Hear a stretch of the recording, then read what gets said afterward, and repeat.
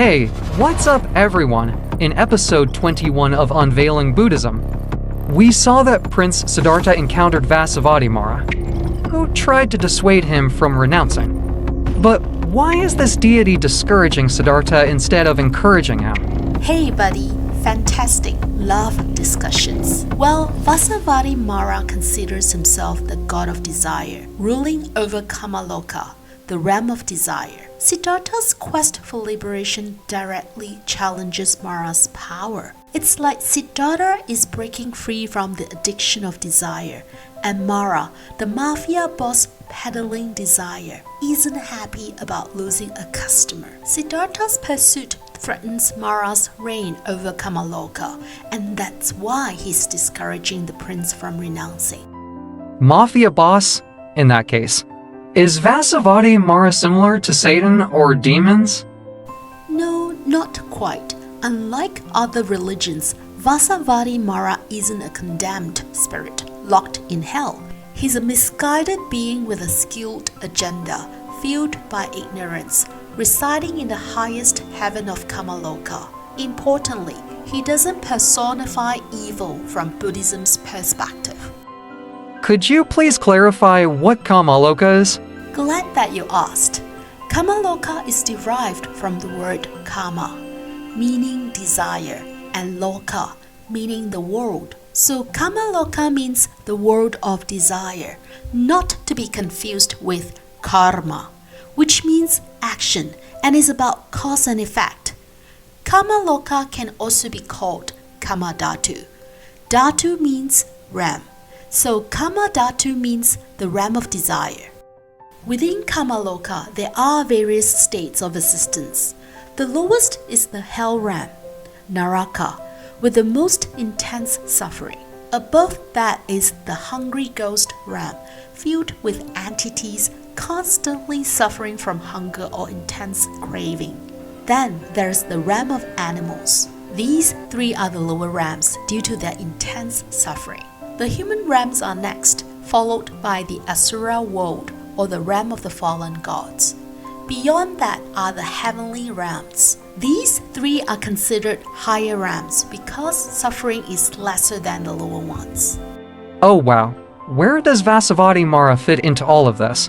There are 6 heavens in Kamaloka, and Vasavati Mara resides in the highest one, known as Parinirmita, Vasavartin heaven. In total, there are 28 heavens, but the remaining 22 are higher heavens outside of Kamaloka. In Buddhism, the realms of existence in Kamaloka plus the 22 higher heavens are known as samsara. All beings in samsara experience endless death and rebirth. Interestingly, some Shramanas during Buddha's time went beyond Kamaloka and mistakenly thought they had escaped the cycle of endless rebirth and death, what we call nirvana. Siddhartha's 2 meditation teachers were among those who were mistaken.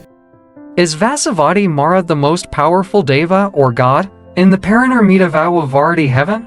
The king of Parinirmita Vasavarti heaven is Vasavartin and not Vasavati Mara. I'm wondering why Vasavartin, the king of that heavenly realm, doesn't step in to stop Mara from bothering Siddhartha and others? Well, Mara thinks he's the guardian of desire in Kamaloka, responsible for keeping everyone entranced and stuck in Kamaloka. To him, that's a noble and holy duty. But here's the kicker. Heavenly beings, including Vasavartin, are too busy having their own celestial party. They couldn't care less about our earthly drama, much like how we ignore garden earthworms during our human parties. Moreover, Vasavati Mara only bothers those who are top ace practitioners like Siddhartha. Not everyone deserves his attention. So don't imagine that he's constantly coming down here to cause troubles. Is Vasavati Mara the spiritual enemy of Buddhists? Nah, not in the Buddhist world. We're all about teaching enemies and embracing compassion. Mara's more like a misguided character in need of Buddha's wisdom. Hey, did you know that some of us even wished him well and happiness, hoping that he can quickly attain enlightenment too? Does Vasavati Mara possess people to commit evil deeds? similar to what we see in horror movies. As a deva, Vasavadi Mara likely regards the human body with disdain, perceiving it as impure and repugnant. Thus, the notion of a deva possessing a human form seems implausible. Nevertheless, it's worth noting that other forms of spiritual entities might engage in such activities. These include terrestrial or earth-bound spirits like yakshas, kumbhandas, gandharvas, and so forth.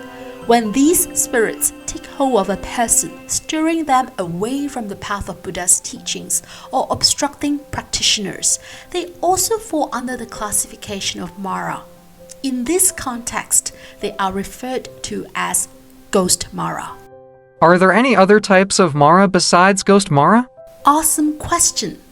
Yes, indeed. Buddhists also relate to Mara metaphorically. In one aspect, Mara is synonymous with death in Buddhism, as death stops us from continuing our spiritual journey. Therefore, death is like Mara.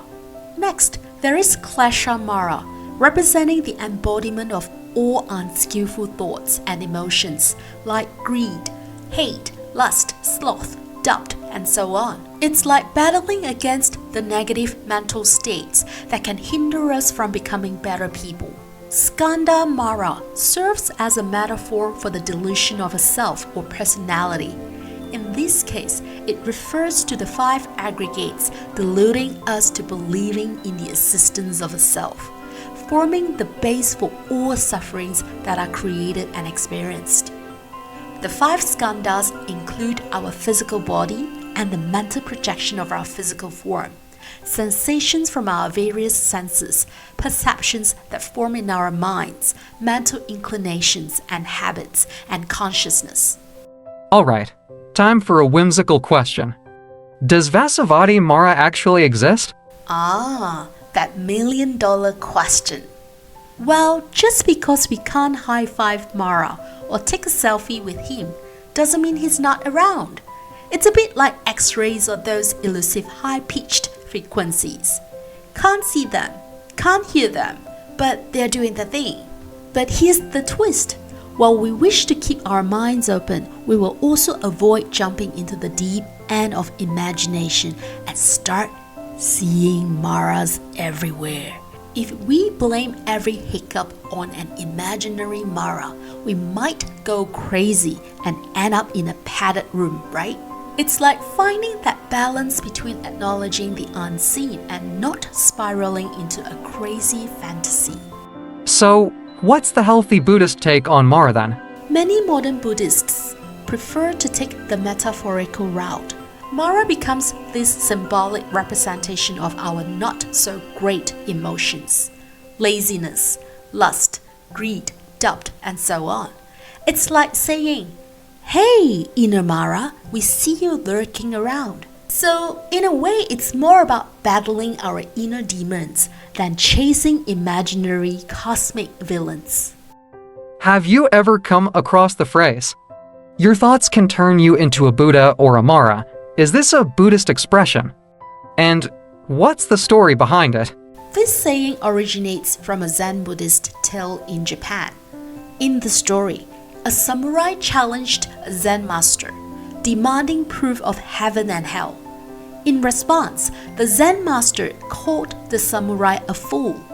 Insulted, the samurai drew his sword. The Zen master coolly responded, "The door to hell is open. Can you see?" Perplexed, the samurai lowered his sword. The Zen master added, "Now the door to heaven is opened." Over time, however, people have misunderstood this story. They've equated heaven with good and hell with evil. In a twist, they replaced good with Buddha and evil with Mara, assuming Buddha personifies all that is good and Mara embodies all that is evil. But it's crucial to note that this interpretation is flawed. Becoming a Buddha or attaining enlightenment isn't about thoughts and thinking. Wow, those are thought-provoking yet fun questions.